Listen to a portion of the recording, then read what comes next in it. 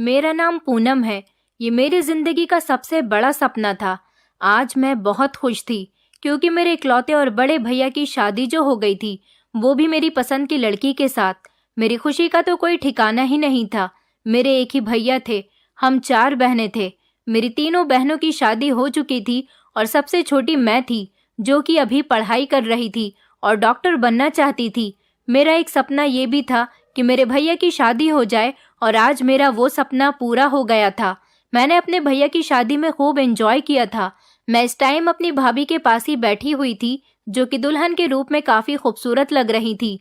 लेकिन मुझे एक बात समझ नहीं आ रही थी कि जब से भैया की शादी हुई थी, तब से ही मेरी मम्मी का मूड बहुत ज्यादा खराब हो चुका था। मेरी वो मम्मी जो भाभी को लेकर इतनी खुश थी और अपनी पसंद से ही अपने बेटे के लिए भाभी को उन्होंने सिलेक्ट किया था, लेकिन अब तो मम्मी का मूड अचानक ही खराब हो गया। हालांकि मेरी बहनों का भी यही हाल था। वो शादी हॉल से ही अपने घर को चली गई थी, जबकि मैं ही घर पर थी, जो अब भाभी के पास बैठी हुई थी। भाभी बहुत मासूम थी। वो मुझसे बहुत अच्छे तरीके से बात कर रही थी। मुझे उनका बिहेवियर बहुत पसंद आया था।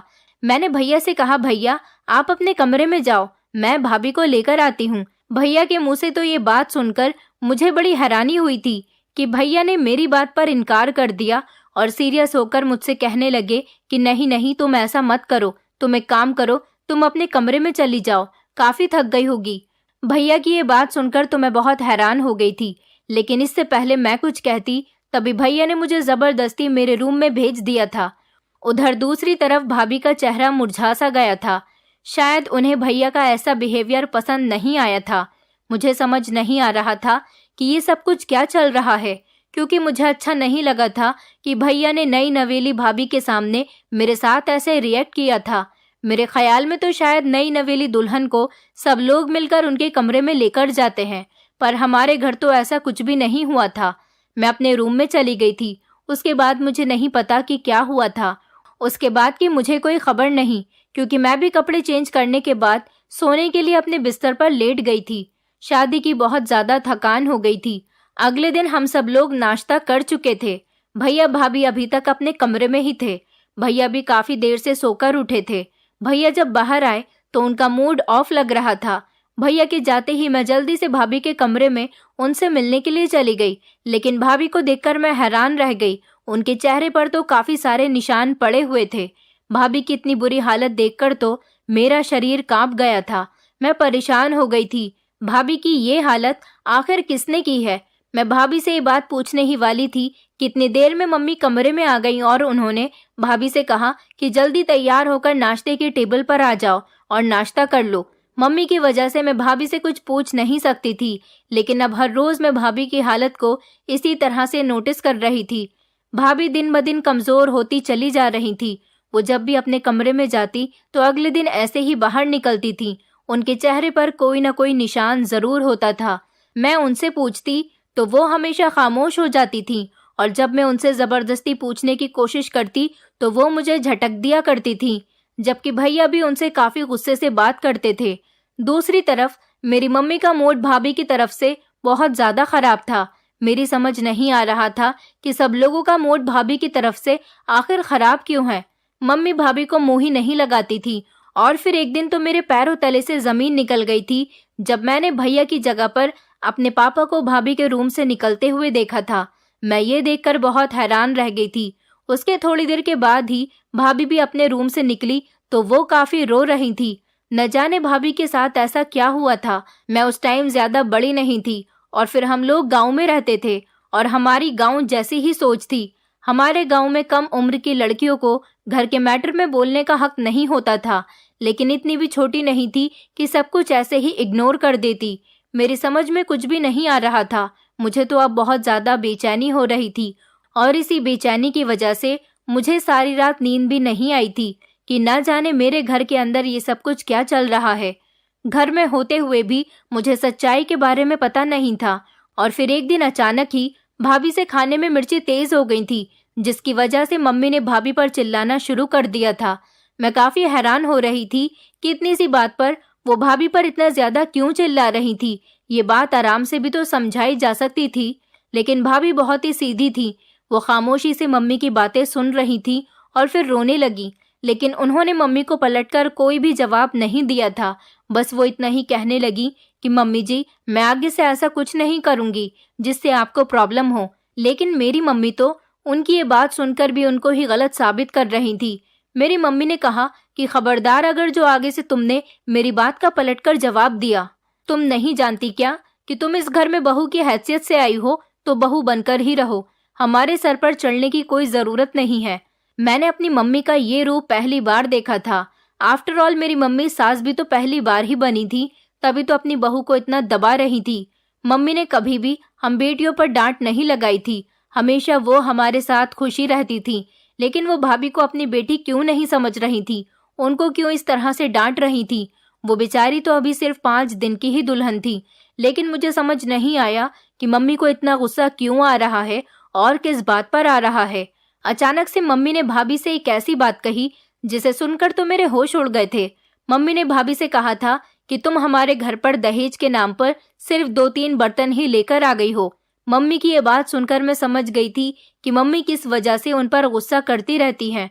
मुझे यकीन नहीं हो रहा था कि मेरी मम्मी सास बनकर इतनी लालची हो जाएंगी। लेकिन जो होना था वो तो हो ही गया था। उस दिन तो मेरी दीदियां भी आई हुई थी। मम्मी ने भाभी से कहा कि चलो मेरी बेटियों के लिए 4-5 टाइप का खाना बनाकर जल्दी से तैयार कर दो। ये देखकर मैं हैरान हो गई थी। मुझे बेचारी भाभी पर तरस आ रहा था। मेरी मम्मी और मेरी दीदी सब लोग आपस में कमरे में बैठकर बातें कर रही थी और भाभी बेचारी किचन में अकेले ही किचन का सारा काम संभाल रही थी। मैं उनकी ऐसी हालत पर तरस खाते हुए किचन में उनकी मदद करने के लिए चली गई। भाभी भी मुझसे बहुत खुश हुई थी कि मैं उनकी मदद करने के लिए आ गई हूँ। आखिर इतना ढेर सारा खाना वो बेचारी अकेली कब तक पकाती, और इतनी गर्मी में तो उनकी हालत खराब हो जाती। मैं किचन में काम कर ही रही थी कि मेरी मम्मी ने मुझे देख लिया और कहा कि खबरदार, जो तुमने अपनी भाभी की तरफदारी करने की कोशिश की और तुम्हें इसकी मदद करने की भी कोई जरूरत नहीं।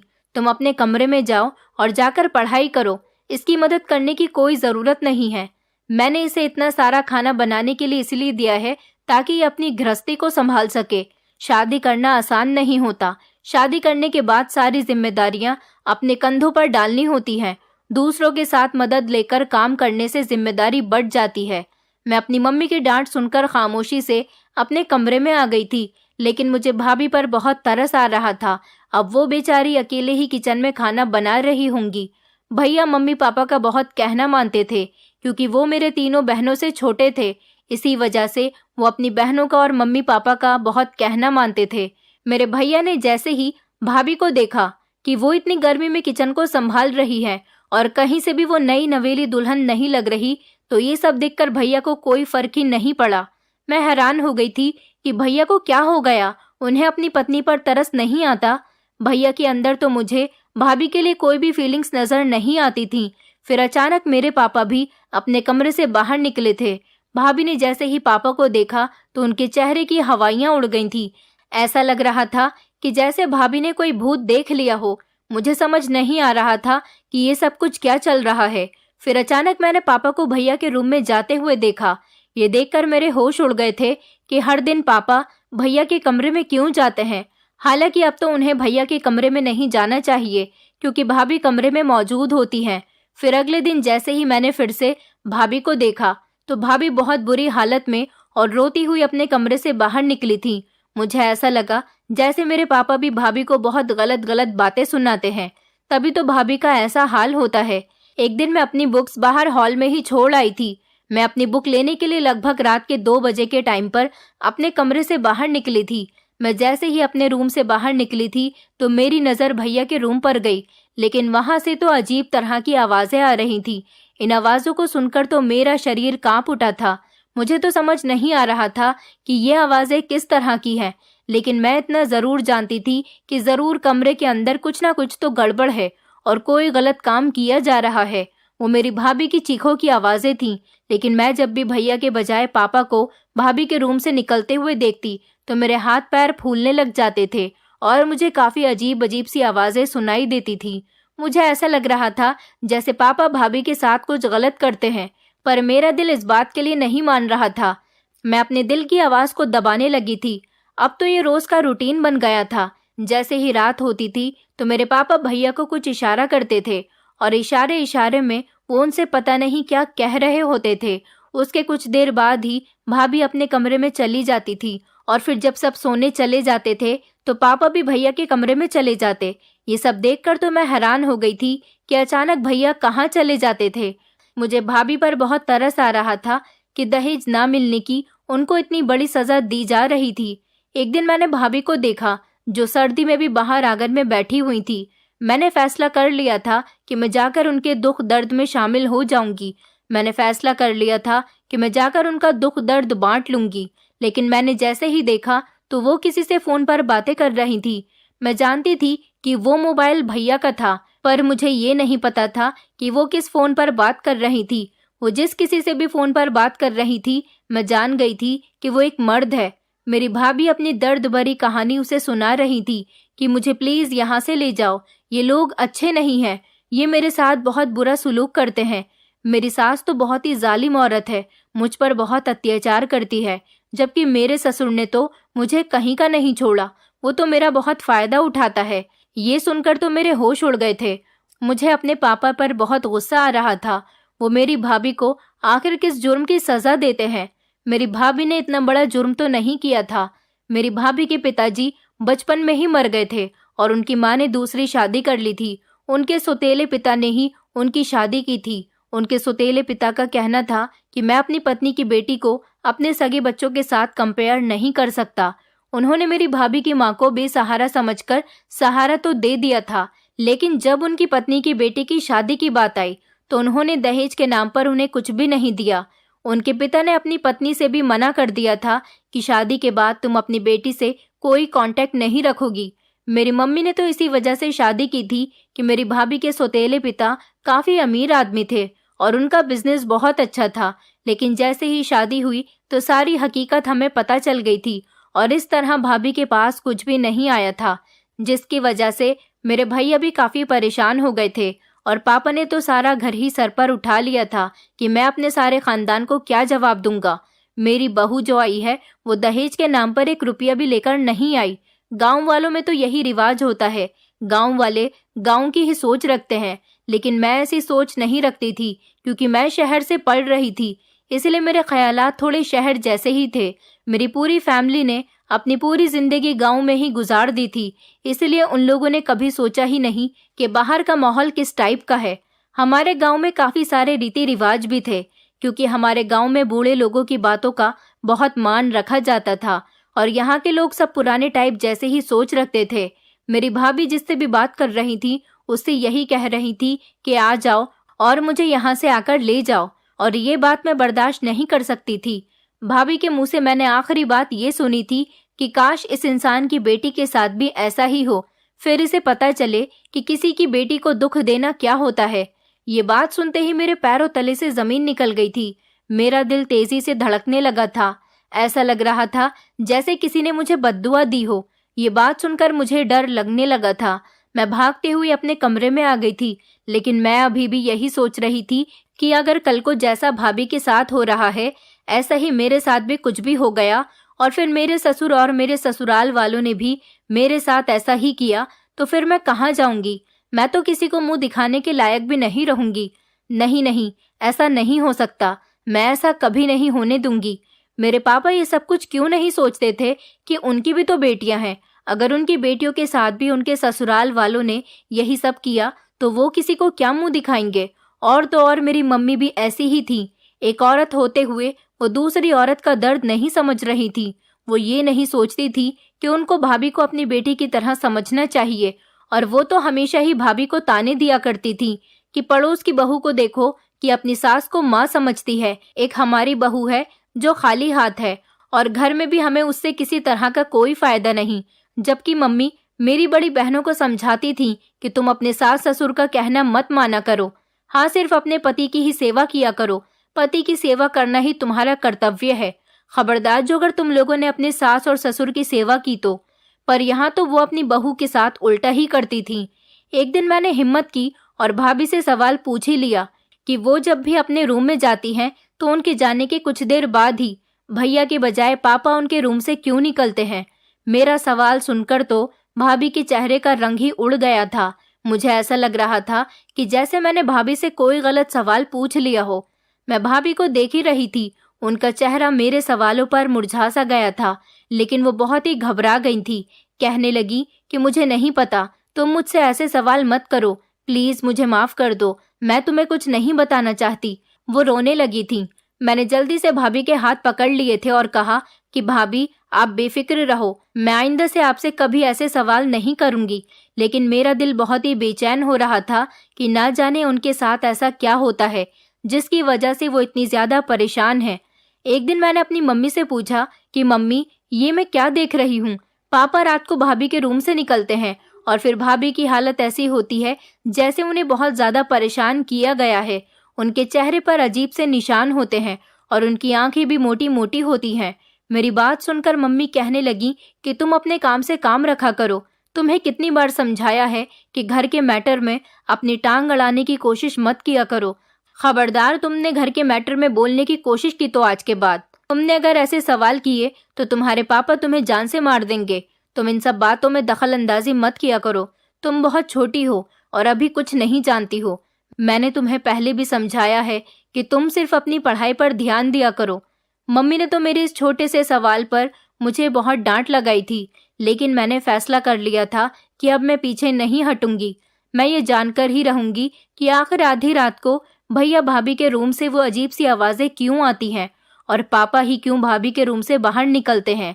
लेकिन जब पापा कमरे से निकलते हैं तो वो बहुत ज्यादा फ्रेश नजर आते हैं और उनके चेहरे पर खुशी साफ दिख रही होती है, जबकि भाभी की हालत तो वही होती है। मैंने ये जानने की कोशिश की थी और अब मैंने ये फैसला कर लिया था कि अब मैं ही सच्चाई को जानकर रहूंगी। एक दिन मैंने जैसे ही अपनी भाभी को देखा तो वो सारे घर में मौजूद ही नहीं थी। पता नहीं वो कहाँ गई हुई थी। इधर मेरे कॉलेज का टाइम हो रहा था।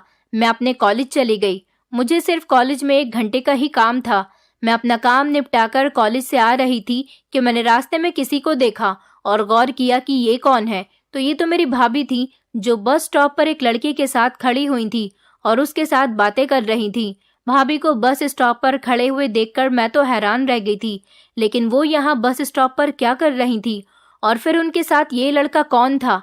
भाभी उसके पास खड़ी हुई, उसके हाथों में अपना हाथ थाम कर खड़ी थी और फूट फूट कर रो रही थी। ये शर्मनाक नजारा देखकर मैं शर्मिंदा हो रही थी और सोचने लगी थी कि आखिर ऐसा कैसे हो सकता है, क्योंकि भाभी उस लड़के से कह रही थी कि प्लीज मुझे बचा लो, मैं अब अपनी ससुराल में और नहीं रह सकती, प्लीज मुझे मेरी ससुराल से निकाल दो। ये सुनकर तो मेरे होश उड़ गए थे। इससे पहले कि मैं वापस जाती, भाभी की नजर अचानक ही मुझ पर पड़ गई थी, लेकिन मैं जल्दी से अपनी बस में बैठकर घर आ गई थी।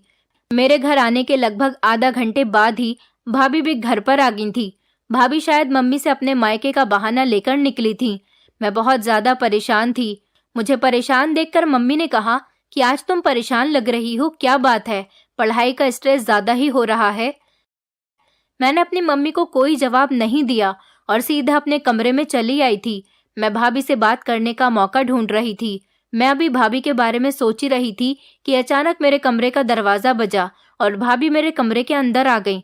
मैंने उनसे वो सारे सवाल किए जो मैं उनसे पूछना चाहती थी। मैंने उनसे कहा, भाभी वो लड़का कौन था जिसके गले लगकर आप फूट फूट कर रो रही थी और आप बस स्टॉप पर क्या कर रही थी? भाभी कहने लगी कि तुम गलत समझ रही हो। वो लड़का कोई और नहीं बल्कि मेरा अपना सगा छोटा भाई था, जिसको मेरे सौतेले पिता ने एक्सेप्ट नहीं किया था। मैं लड़की थी, इसलिए उन्होंने कुछ दिन मुझे अपने घर में रखा और उसके बाद मेरी शादी कर दी। लेकिन मेरे छोटे भाई को घर से निकाल दिया था। उन्होंने कहा था कि मैंने अपनी पत्नी के बच्चों का ठेका नहीं ले लिया, जो सबको अपने घर में ही जगह दे दूं। मुझे सिर्फ अपनी पत्नी से मतलब है। मेरा भाई अब शहर में रहकर काम करता है। वो एक मामूली सी नौकरी करता है, इसलिए वो मुझे कुछ नहीं दे पाया, लेकिन वो मुझसे बात करता रहता है और कभी कभी बस स्टॉप पर मुझसे मिलने के लिए आ जाता है। मैं अक्सर अपने भाई से बस स्टॉप पर मिलने के लिए चली जाती हूँ। वो मेरे लिए कोई स्टैंड नहीं ले सकता था। मेरे सौतेले पिता ने मुझे बिल्कुल भी नहीं समझा। मेरे भाई के पास ज्यादा पैसे नहीं होते थे, इसीलिए वो मेरे लिए कुछ नहीं कर सकता था। पर अब मेरा भाई अपने पैरों पर खड़ा हो गया। उसकी शहर में एक अच्छी जगह पर नौकरी लग गई है और उसने अपना किराए पर मकान भी ले लिया। ये शादी मेरे सौतेले पिता के कहने पर हुई थी, क्योंकि तुम्हारे पिता मेरे सौतेले पिता के दोस्त हैं। लेकिन मैं इस शादी को नहीं निभा सकती। मेरे भाई का कहना है कि वो जल्दी मुझे इस घर से निकाल देगा और अपने साथ शहर लेकर चला जाएगा। मुझ पर अब और अत्याचार होता हुआ मेरा भाई नहीं देख सकता। अब वो मुझे एक नई जिंदगी देगा। मैं बहुत खुश हूँ कि मेरा भाई मेरे लिए ये सब कर रहा है। मैं बहुत जल्दी तुम्हारे इस घर को छोड़कर चली जाऊंगी। मैं तो अपनी भाभी की इस बात को सुनकर बहुत ज्यादा रोने लगी थी और मैंने उनसे कहा, भाभी प्लीज ऐसा मत करो, आप बहुत अच्छी हो। मेरे भैया को शायद आप जैसी मासूम पत्नी नहीं मिल सकती। पता नहीं भैया को क्या हो गया जो वो आपके साथ इतना गलत बिहेवियर रखते हैं। मेरी भाभी ने कहा कि तुम्हारे भैया बहुत बुरे हैं, बल्कि तुम्हारे भैया ही नहीं, तुम्हारा पूरा परिवार बहुत बुरा है। मुझे तो बस थोड़ी बहुत तुम ही सही लगती हो, लेकिन तुम्हारा पूरा परिवार बहुत ही बुरा है, जो किसी की बेटी की इज्जत करना नहीं जानते, सिर्फ उस पर अत्याचार ही करना जानते हैं। और तुम्हारे पिता, उनके तो कुछ कहने ही नहीं, उन्हें तो भगवान ही समझेगा। तुम अभी छोटी हो, इसलिए तुम्हारी कुछ समझ नहीं आएगा। भाभी की ये बातें सुनकर तो मैं हैरान रह गई थी, क्योंकि मुझे मन ही मन में अपने पापा से नफरत महसूस हो रही थी। मैंने भाभी से कहा, भाभी आज आप मुझे बता ही दो कि रात को आपके चीखने चिल्लाने की आवाजें क्यों आती हैं और पापा आपके कमरे से बाहर क्यों निकलते हैं।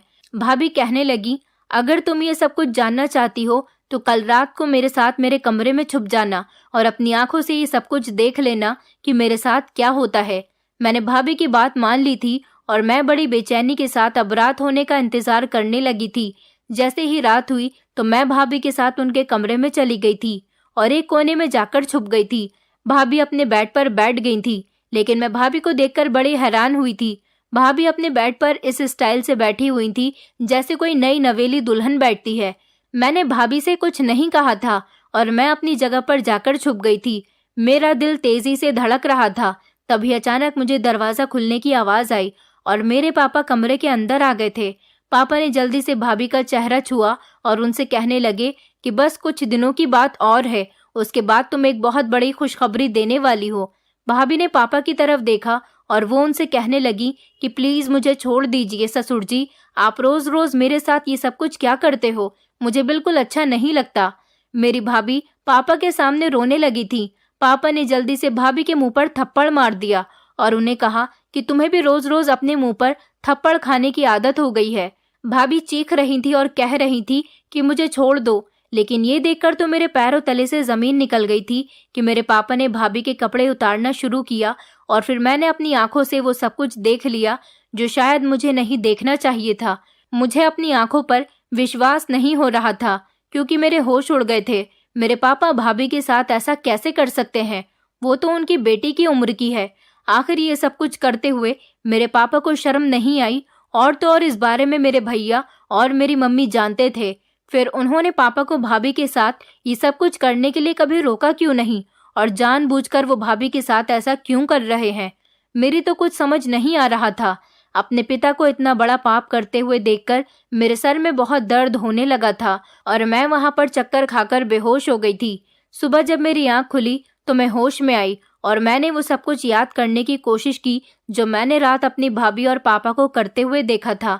दरअसल मेरे पापा मेरी भाभी की इज्जत को ताड़ ताड़ कर रहे थे। आखिर वो ऐसा क्यों कर रहे थे? मेरी कुछ समझ नहीं आ रही थी। मेरे पापा और भाभी को पता ही नहीं चला था कि मैं कब बेहोश हो गई, क्योंकि मेरी भाभी ने मुझे जगाने की कोशिश ही नहीं की। पापा के जाने के बाद भैया कमरे में आ गए थे। सुबह के टाइम पर भैया कमरे से निकल गए थे। तब भाभी ने मुझे जगाया और उन्होंने कहा कि देख लिया तुमने पूनम, तुम्हारा पिता कितना बड़ा दरिंदा इंसान है और किस तरह से वो रात मेरे शरीर को नोच रहा था। मैंने भाभी से कहा, भाभी आखिर ये सब कुछ क्यों हो रहा था? आपने कभी ये जानने की कोशिश क्यों नहीं की? भाभी ने कहा, ये सब तुम अपनी मम्मी से पूछो, मुझसे नहीं। अब मुझे होश आ गया था और मैं अब अपनी भाभी को इतनी परेशानी में नहीं देख सकती थी। इसलिए मैं अपनी भाभी का हाथ पकड़कर मम्मी और पापा के सामने ले गई। बाहर मम्मी, पापा और भैया बैठे हुए चाय पी रहे थे। मैंने भाभी का हाथ पकड़ा हुआ था और अपने पापा से सवाल किया कि आप कितने घिनौने इंसान हैं। जब पापा ने मेरी ये बात सुनी तो वो मुझे घूर कर देखने लगे। मम्मी कहने लगी कि बदतमीज लड़की, अपने पिता से किस तरह से बात कर रही हो। मेरे भैया का भी यही हाल था, उन्हें भी मुझ पर गुस्सा आ रहा था, लेकिन मेरी भाभी की आंखों में आंसू थे। मैंने अपने परिवार वालों से कहा कि खबरदार, अगर जो आप लोगों ने मेरी भाभी के साथ कुछ भी गलत करने की कोशिश की तो। रात को मैं भाभी के कमरे में छुप गई थी और मैंने पापा को वो सब कुछ करते हुए देख लिया जो शायद मुझे नहीं देखना चाहिए था। मैंने अपने पापा से कहा कि आपको शर्म नहीं आती ये सब कुछ करते हुए? आखिर आपने मेरी भाभी के साथ ऐसा क्यों किया? आप क्यों रोज उनकी इज्जत के साथ खिलवाड़ करते हो? और भैया आप कैसे पति हो जिसे अपनी पत्नी की इज्जत की कोई फिक्र नहीं? मेरे भैया सर झुकाकर मेरी बात को सुन रहे थे। मेरी मम्मी कहने लगी, देखो पूनम, तुम अपने काम से काम रखा करो। तुम अभी बहुत छोटी हो। तुम्हें अभी हमारे गांव के रिवाजों के बारे में कुछ नहीं पता। तुम्हें नहीं पता कि ये सब कुछ कितना जरूरी होता है। अगर ऐसा नहीं हुआ तो कभी भी तुम्हारी भाभी मां नहीं बन सकती। मैंने मम्मी से कहा, मुझे बताइए कि भाभी के साथ ये सब कुछ क्यों किया जा रहा है। आज मैं सारी सच्चाई सुनना चाहती हूँ। फिर जो कुछ मेरी मम्मी ने बताया उसे सुनकर तो मेरे होश उड़ गए थे। मेरी मम्मी मुझे कुछ भी बताने के लिए तैयार नहीं थी। और तो और पापा और भैया तो सर झुकाकर खड़े हुए थे। मेरी मम्मी बहुत ज्यादा गुस्से में थी। उन्होंने मेरा हाथ पकड़ा और मुझे कमरे में ले गई और मुझे बताने लगी कि तुम सच जानना चाहती हो तो सुनो। तुम्हारा भैया नामर्द है। वो अपनी पत्नी को वो सुख नहीं दे सकता जो एक मर्द देता है। अगर गांव वालों को ये बात पता चल गई तो हमारी बहुत बदनामी होगी। हमारे गांव में शादी के 2 महीने बाद ही लोग पूछने लग जाते हैं कि बहू बच्चा पैदा कब करने वाली है। जिनके यहाँ बहू बच्चा पैदा नहीं करती उन लोगों को तो बड़ी बुरी बुरी बातें सुनाई पड़ती हैं और गांव के रिवाजों के हिसाब से उन्हें कोई अपने घर नहीं बुलाता, क्योंकि जिसके घर में वारिस पैदा नहीं हो सकता उनका खानदान आगे कैसे बढ़ेगा। और सारे गांव वाले उस पूरे परिवार की मजाक बनाते हैं जहां पर बहू बच्चा पैदा नहीं करती। हमारी बेइज्जती न हो इसलिए तुम्हारे पिता इसी कोशिश में लगे हुए हैं कि जल्द से जल्द बहू माँ बन जाए ताकि गांव में हमारी बदनामी न हो सके। अपनी मम्मी की बात सुनकर मैंने मम्मी से कहा, ये गांव में किस तरह की मनगढ़ंत बातें होने लगी हैं। अगर कोई औरत बच्चा पैदा नहीं कर सकती तो इसमें इज्जत और बेइज्जती वाली कौन सी बात आ गई। अगर भैया में कोई प्रॉब्लम है तो आप लोग भैया का भी तो ट्रीटमेंट करवा सकते हो। ये कोई बात नहीं हुई कि आप उनके बदले पापा को भाभी के कमरे में भेज दें। मम्मी कहने लगी, पागल लड़की, इस तरह से हमारे गांव में हमारे पूरे परिवार की बदनामी हो सकती है। मैंने कहा, मम्मी आप लोग कैसी सोच रखते हो? ऐसा नहीं हो सकता। अगर गांव वाले इसी तरह से अपनी सोच को बरकरार रखते रहे तो ऐसे तो न जाने कितनी लड़कियों की जिंदगी खराब हो जाएगी। मेरी मम्मी कहने लगी, अब इस बारे में तुम किसी को नहीं बताओगी। मैंने अपनी मम्मी से कहा, देखिए मम्मी, मैं आपके कहने के मुताबिक किसी को नहीं बताऊंगी कुछ भी, लेकिन आप अब भाभी के साथ कुछ भी गलत नहीं करेंगी। अगर भाभी के साथ ये सब कुछ होता रहा तो मैं इस घर को छोड़कर चली जाऊंगी। मेरी मम्मी मेरी इस धमकी पर हैरान हो गई थी। मम्मी कहने लगी, तुम ऐसा कदम कभी मत उठाना। चलो ठीक है, आज से हम तुम्हारी भाभी को सलाखों पर बिठाकर रखेंगे और तुम्हें कभी किसी शिकायत का मौका नहीं देंगे। मैं अपने कमरे से बाहर आ गई थी और मैंने अपने पापा और भैया को भी यही धमकी दी थी। वो दोनों भी डर गए थे और भैया ने कहा था कि अच्छा ठीक है, मैं तुम्हारी भाभी को अब कभी भी तंग नहीं करूंगा। लेकिन मुझे किसी की बात पर भी यकीन नहीं हो रहा था, क्योंकि मैं जानती थी कि मेरे घर वाले बहुत पुरानी सोच रखते हैं और उनकी ये सोच हमेशा कायम ही रहेगी। इस हादसे से मेरे दिल में एक डर बैठ गया था कि अगर भाभी अपने घर चली गई या फिर अपने भाई के पास चली गई तो फिर मेरे भैया को कभी उन जैसी पत्नी नहीं मिल सकेगी, क्योंकि आजकल तो इतनी मासूम लड़कियां ढूंढने से भी नहीं मिल रही। मेरा दिल कर रहा था कि मैं हमेशा के लिए अपनी भाभी को अपने पास रख लूं और वो मुझे छोड़कर कभी न जाए। मैंने अपने दिमाग पर जोर डालना शुरू किया था और मुझे एक प्लान नजर आने लगा था और मैंने उस पर अपना काम करना शुरू कर दिया। मैं भाभी के पास गई और मैंने जाकर उन्हें सब कुछ बता दिया था। मेरी बात सुनकर भाभी हैरान रह गई थी। वो कहने लगी, पूनम, ये तुम कैसी बातें कर रही हो? ऐसा कभी नहीं हो सकता। तुम्हारे घर वाले ऐसा कभी नहीं करेंगे। मेरी जिंदगी में यही लिखा हुआ था। मैं इस घर में रहते हुए अपनी इज्जत पर और दाग नहीं लगाना चाहती, जहां पर मेरा पति ही मेरा रखवाला नहीं है और अपने पिता के साथ उसने ही। मैं इस घर में बिल्कुल भी नहीं रह सकती। मेरा भाग्य ही अच्छा नहीं है जो मुझे ऐसा ससुराल मिला। लेकिन तुम बहुत अच्छी हो, मैं तुम्हें कभी नहीं भूलूंगी। लेकिन जो तुम्हारे घर वालों ने मेरे साथ किया मैं उसे भी नहीं भुला सकती। इसी वजह से मेरा भाई मुझे कल ही लेकर चला जाएगा। मैंने अपनी भाभी की बात सुनी तो मैं रोने लगी थी। मैं भाभी से रिक्वेस्ट करने लगी, भाभी प्लीज मेरी बात मान लो, ये सब कुछ मत करो, जो मैं कह रही हूँ वैसा करो। मैं आपकी भलाई के लिए ही सब कुछ करना चाहती हूँ, क्योंकि मेरे पापा ने आपके साथ जैसा भी किया है तो वो मेरे पापा ही, और मैं शायद अपने पापा की गलतियों का पश्चाताप करना चाहती हूँ। भाभी कहने लगी, गलतियों का पश्चाताप वहां पर होता है जहां पर अपनी गलती का एहसास होता है, लेकिन तुम्हारे घर वाले अपनी गलती मानते ही नहीं।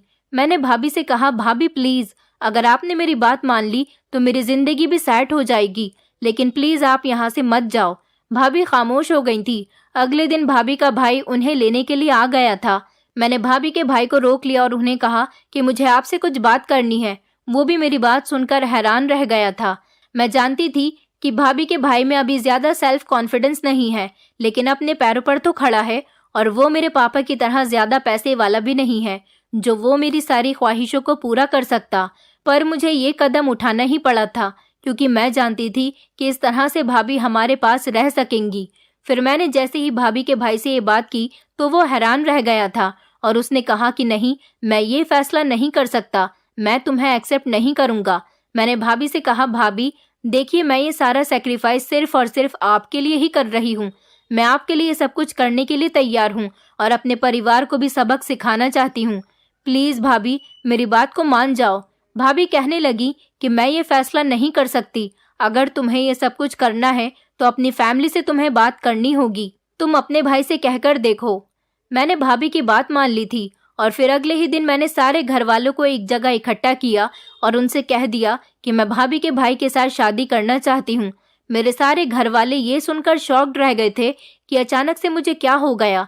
मेरे पापा कहने लगे कि तुम ये किस तरह की बातें कर रही हो। मैंने अपने पापा को धमकी दे दी थी और उनसे कहा था कि अगर ऐसा नहीं हुआ तो मैं इस घर को छोड़कर चली जाऊंगी और आपकी असलियत सबको बता दूंगी। मेरे घर वालों को वैसे भी अपनी इज्जत बहुत प्यारी थी, इसलिए मेरी पूरी फैमिली ने मजबूर होकर मेरा ये रिश्ता पक्का कर दिया था।